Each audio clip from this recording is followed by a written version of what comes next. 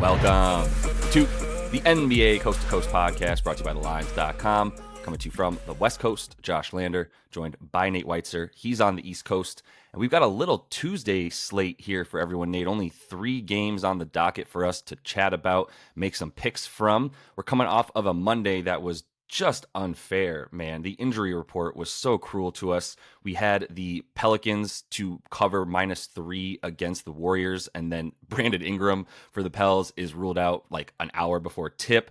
Then we had the same exact thing happen to Nate in his Miami pick of +5, which they almost sneakily backdoored the +5. You could have gotten it at +8 as well by the time you were watching this video. So if you did hit the +8, at least you got the push there. But it was interesting that Bam Adebayo was ruled out right before tip as well for the Heat, which is a pretty important player for them to be able to cover against that Milwaukee team. And they were not able to do that as a result. So we took some L's basically on the injury report.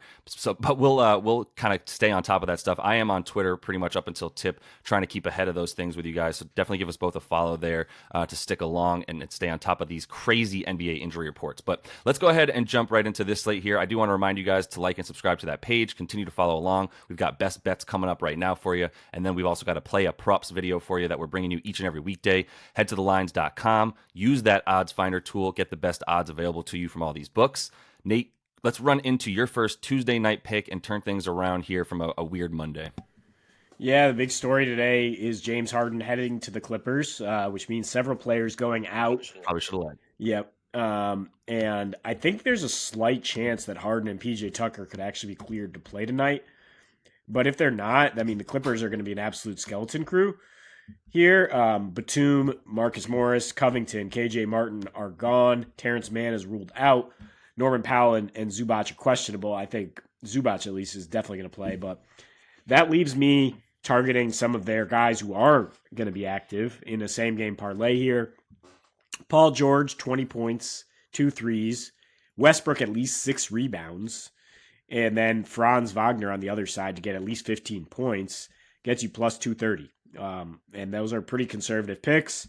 Franz, you already know, is the most efficient scorer for the Magic. His prop is 19 points tonight. He's averaged 19 in his career against the Clips with a 21% usage rate. But this year, he's been given the keys a little more. He's got a 26.5% usage rate. So 15 is very conservative for him.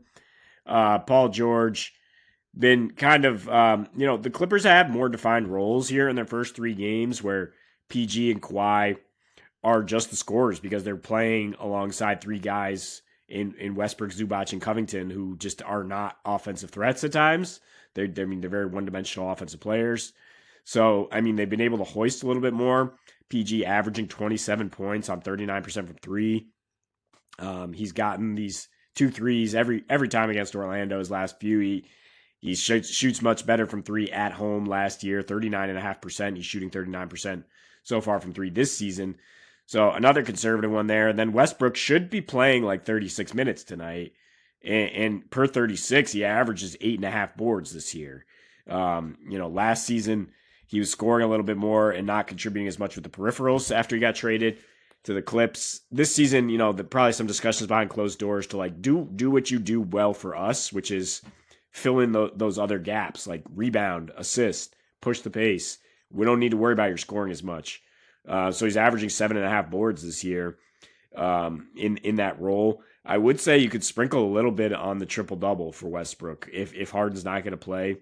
And we're looking at 36 minutes for Westy.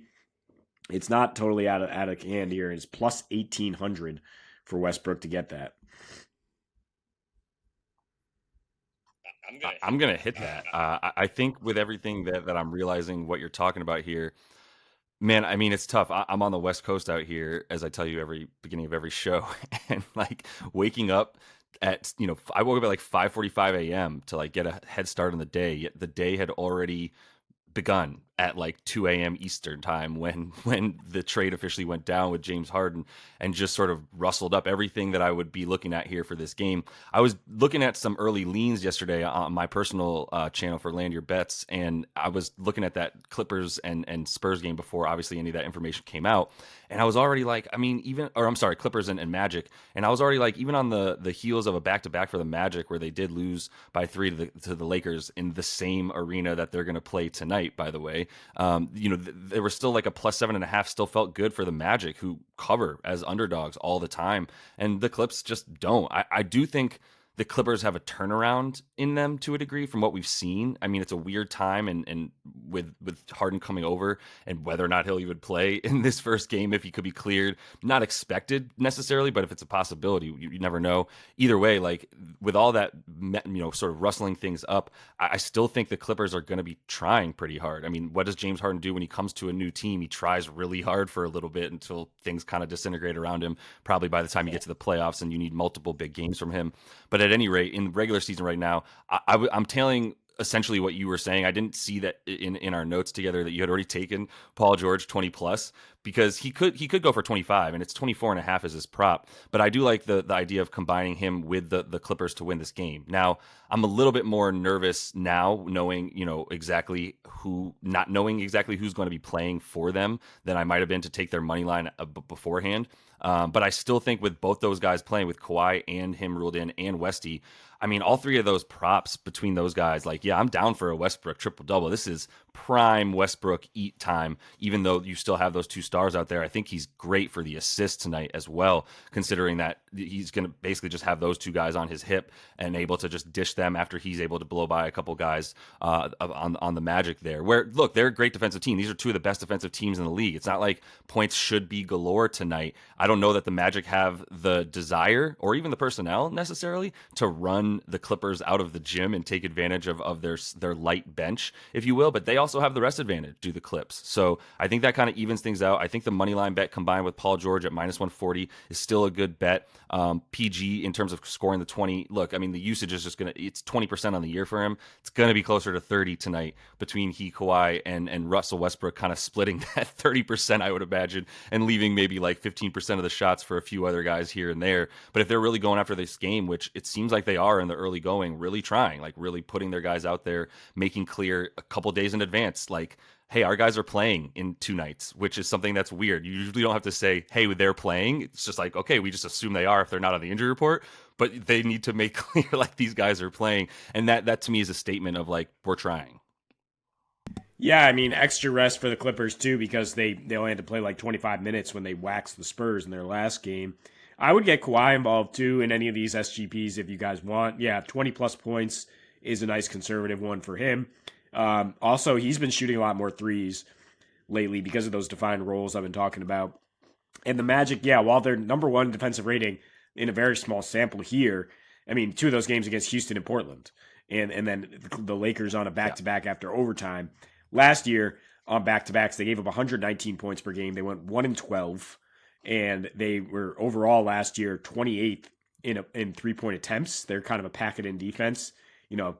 They have more guards out there this year, but yeah, Kawhi and PG should both be doing damage from the perimeter is basically the take in that game.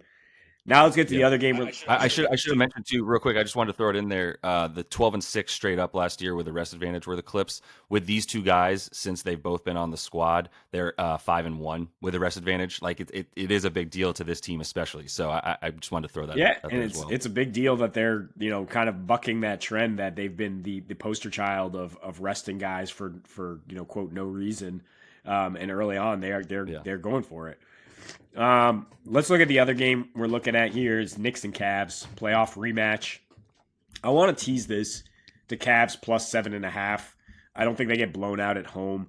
Donnie Mitchell should be back after missing 1 game on Saturday, and I think he keeps it competitive. I am going to tease it to the over. It's a 210, which is scary with these teams because what we just saw in the playoffs is 5 games go so crazily under. Like that, the modern NBA, it just breaks my brain to see those totals in the modern NBA. They were like 170 typically. In the regular season, when they met last year 4 times, they averaged 214. So teasing it down to 210 here with the Cavs +7 is reasonable. And I think the Cavs did some things to exploit the Knicks defense this time around, right? Mainly getting Max Strus in there, George Niang off the bench. Karis LeVert is going to be cooking after he took on the main role on Saturday with Donnie out. And Donnie, I mean, in the regular season against these Knicks, 32 points per game on a 122 offensive rating. Also worth noting, I mean, Garland and Jared Allen still out for the Cavs. Right. And that point guard defense for the Cavs has been abysmal without Garland. So they're giving up actually the most FanDuel points per game to point guards so far on the season, which is surprising to me because they were supposedly an elite defense last year. Jalen Brunson should eat. The last time these teams met in the regular season, Brunson had 48 and Donnie had 42. So game total 246. I think as long as both those guys are cooking and putting enough pressure on the opposing defense, 210. This is still the modern NBA in the regular season. I will emphasize that again. Like, I don't think that they'll be as slow of a pace and as much of physical buckle down defense as we saw in the playoffs between these two teams. I think it'll be a little bit more freewheeling. And last year the Knicks started going over on the road down the stretch. 13 of their last 14 roadies were over. They went 27-18 when favored to the over, and Cleveland only a home dog twice last year. All last season, they were 2-0 to the over there. So I think this is a spot to tease it in that direction. Yeah, I mean, they went over in Cleveland last year. That was sort of the tail of the matchup. When they played twice in New York, went under. When they played twice in Cleveland, they went over. And there's also something to the fact that without Jared Allen and with Evan Mobley as more of your 5, you are a little bit more versatile to go up and down the court. Evan Mobley a little bit more fleet of foot than Jared Allen, who still moves well for a big guy, but not as well as Evan Mobley, obviously. And so I think there's some opportunity too with Max Strus being able to sort of guard guys a little bit bigger than him for them to kind of play faster. And I would expect that a little bit. And I would lean over before I'd go under in this specific example. It could be nothing. It could be completely coincidence that they went over in Cleveland and under in New York. It might have nothing to do with it. But I think more importantly, with a couple guys out for this team, I think you do just kind of push the pace for the Cavs a little bit. And for the Knicks, they've been a pretty good defensive team so far this year, but they've had to buckle down because they've been missing shots as well in the couple games that they weren't able. The other than the Celtics game, they've been shooting pretty poorly as well. So there's going to be some ways to play that one. I'm going to kind of follow along though. I do think they win this game without Garland and Allen in there for the Cavs. I do think they're in a good position to know that Donnie Mitchell might go for 30, and that's where his props are at. So if you want some Donnie Mitchell action, you're going to be getting some really high numbers in this one with him expected to do the bulk of the scoring. Either way, I think that the Knicks are going to be outmatching them at a number of positions, including Julius Randle, who should be pretty good to go if you're going to be putting Evan Mobley on him for the majority of the game. And if you don't, now you've got a pretty big issue with Mitchell Robinson outsizing even Okongwu, who you could put in there for him. So they're going to own the front court, in my opinion, in this one. And furthermore, I've seen a lot of things that I actually like from Randle, even though everyone's like, is he kind of duty right now? The assist numbers are up for him. The potential assists are up for him. The ball movement has actually been less stagnant than last year, which is something that I appreciate because I don't love the your turn, my turn stuff. They've incorporated Quentin Grimes will see the ball on a possession just for the sake of passing it and keeping the energy alive on offense, which is something that I like a lot more. You got a few more assists coming from the Knicks offense this year than you saw last year. Obviously, small sample size. Don't want to make too much of it, and we'll say that for at least another 3 weeks before we stop saying that we don't have enough of a sample size to believe in a team, what they've shown us so far. But I think as far as the Knicks game goes, there's just not enough. They have, to a degree, owned this team, right? 7-2 last season, including the playoffs there, and winning 3 of those games in Cleveland as well. So I still think they're good on the road for a dub here with good rest. And yeah, even the Cavs a little bit banged up is helpful there. Phoenix money line on this one. I really liked what I saw. At least I saw parts of it, and then definitely checked out most of the stats for their game, the Suns against the Jazz, which was really interesting. And I don't know if there's something going on with the Jazz, but the defense that they played on the perimeter was what is really, I think, uplifting for the Suns as you move forward with them. Their ability to stop guys on the perimeter is going to be huge. Not something they necessarily had as much of after they got rid of Mikal Bridges last year. year was wing defense. We saw that drop a lot. Okogie back in there doing an incredible job guarding basically the other team's best team. In this one, I imagine he'll be on Devin Vassell for most of the game doing work over there, as that clearly sort of the igniter of their offense, in my opinion.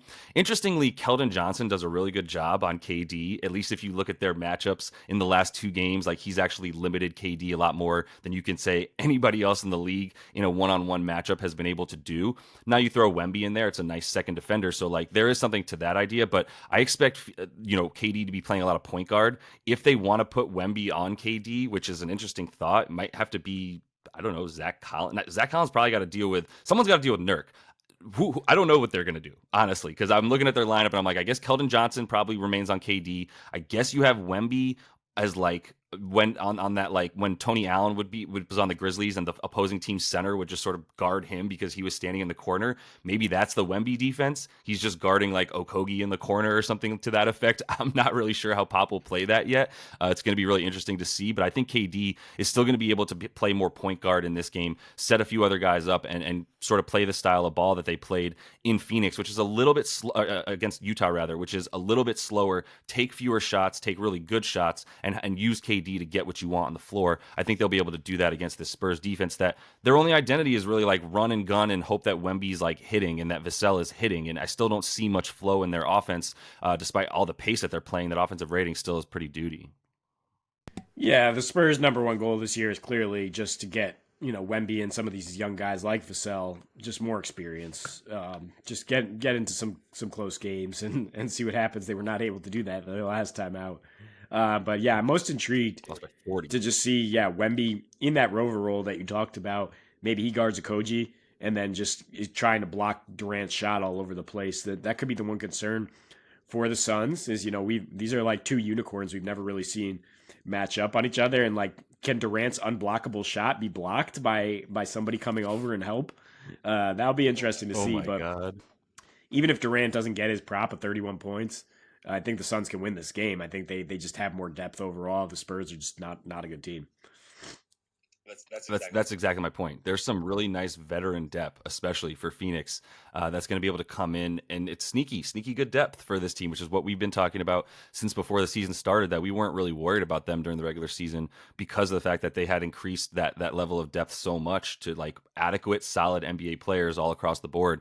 And I think we're both on the same page that KD is going to be facilitating a lot in this one. It'll be fun to watch. If KD gets blocked by Wemby on a jump shot, the internet will break in half. And I am going to be here for it. So that is all the time we have for you guys in this one. Continue to follow along, like and subscribe to that page. We've got the player props video up for you today as well. Coming back, we were hot on the player props, by the way. I should say we were like 3-1 last night on player props. Just got screwed on the best bets, but that actually is fine. We've been killing best bets so far this year, so we're just bringing up those prop numbers for you guys. Make sure you check that one out. And until we do see you next, happy betting.